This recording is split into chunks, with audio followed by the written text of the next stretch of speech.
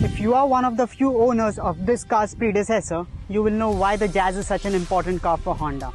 The old Jazz was a lovely car, a bit ahead of its time, but offered the kind of practicality and space that no hatchback offered in this segment.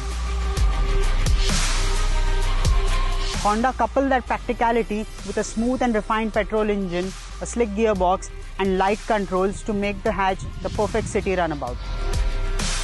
Well, not quite.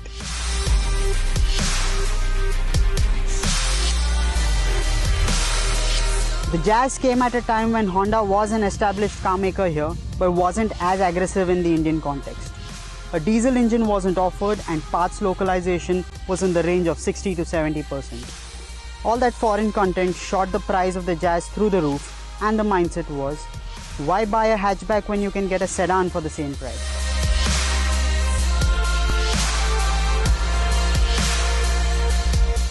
The good news is that Honda is a company now that we can't compare to the one that sold the Jazz a couple of years ago. So, in the all-new Jazz, you get a 1.2 litre petrol, a 1.5 diesel and a CVT gearbox for the petrol. And, crucially, over 90% local content. So come next month when the Jazz goes on sale, expect it to be priced in the range of rupees 5 to 8 lakhs, putting it slap bang in the mix of things between the Elite i20 and the Volkswagen Polo.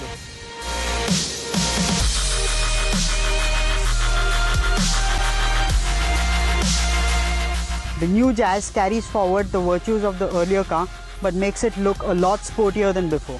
This car is wrapped around with cuts and creases at all the right places, and that gives it more presence. The Jazz doesn't quite share any exterior detail with the City, but the headlamps and grille share a common link, which is good. This car shares quite a high percentage of parts with the City, and so we are told that it wasn't easy to price it competitively. But being sub 4 meter helps, as does the economies of scale.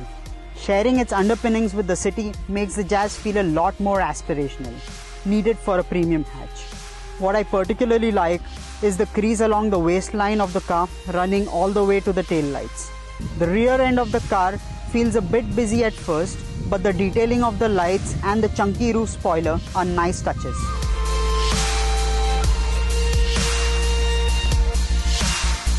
There are no surprises on the powertrain front. The ubiquitous 1.5 litre diesel mill finds its way into the Jazz. It's coupled with a 6-speed gearbox like the City, and it does particularly well at saving fuel.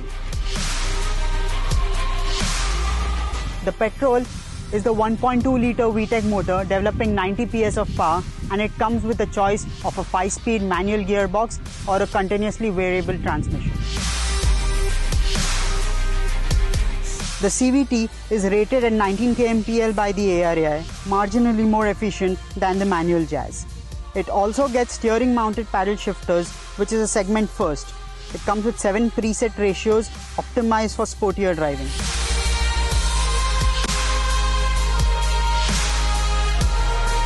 So how is the Jazz to drive? It's as light and agile as you'd expect from a Honda hatch. Ride quality is excellent at slow and medium speeds, but we haven't got the chance to test its high-speed stability due to the narrow roads of Goa. But we did get to test the tires. These are designed to keep efficiency in mind, and so don't offer the levels of grip we would have liked. Large windows give an excellent view of the surroundings, especially while parking the car. Coupled with the rear camera, the Jazz can be slotted in tight spaces. The quality of the display screen, however, could have been better, especially in sharp sunlight.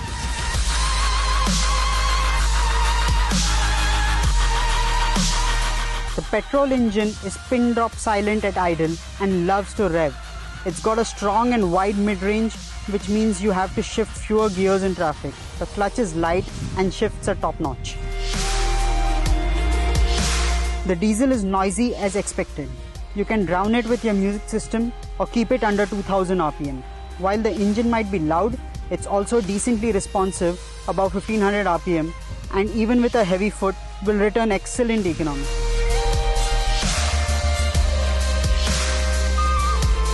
The Jazz comes in 7 colors. Prominent features include 5-inch infotainment screen on lower variants and a large 6.2-inch touchscreen on top variants. Steering mounted controls, rear parking camera, 2 seat recline angles for the rear bench, more cubby holes than you will need, and 354 liters of boot space. You fold the second row down and you get a colossal 881 liters of luggage space.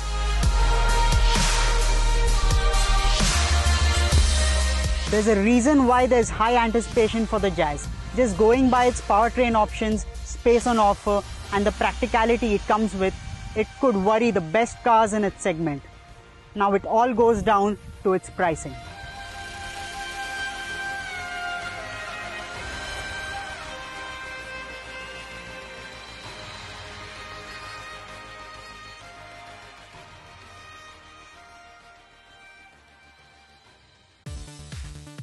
For more details plus latest news and reviews, do visit our website zigwheels.com.